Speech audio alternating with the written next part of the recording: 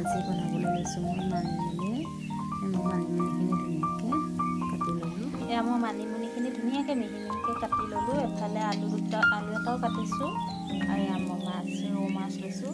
মানিমুনি ৰৌ মাছৰ সৈতে মই ধুনীয়াকৈ জোল বনাম। মানিমুনিখিনি আচলতে ধুনীয়াকৈ গুড়া কৰি ল'ব লাগিছিলে, গুড়া কৰি লোৱা নহ'ল। এনেকৈ মিহি মিহিকৈ কুটি লৈছোঁ। এনেকৈ বনাম বুলি ভাবিছোঁ আজি। এতিয়া আপোনালোকক মই কেনেকৈ বনাওঁ তাকে অকণ দেখুৱাওঁ, আপোনালোকে চাব দেই ভিডিঅ'টো শেষলৈকে। বনাবৰ কাৰণে আগতীয়াকৈ মই মাছখিনি ফ্ৰাই কৰি লওঁ।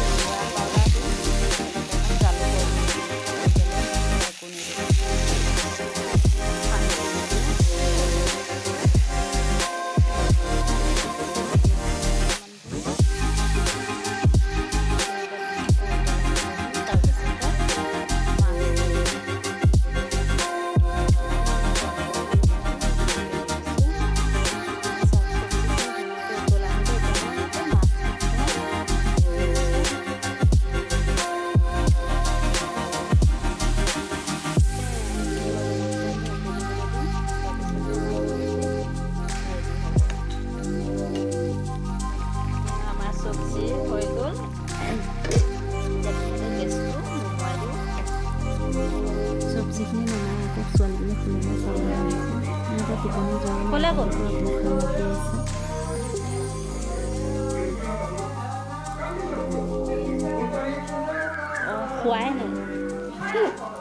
খোৱাই নাই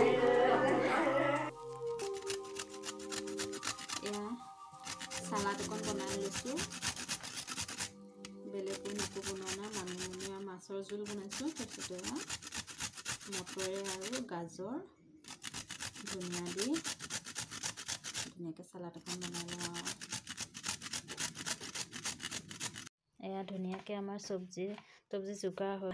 এতিয়া ভাত খাবৰ কাৰণে মই ভাতখিনি ধুনীয়াকৈ বাঢ়ি লওঁ।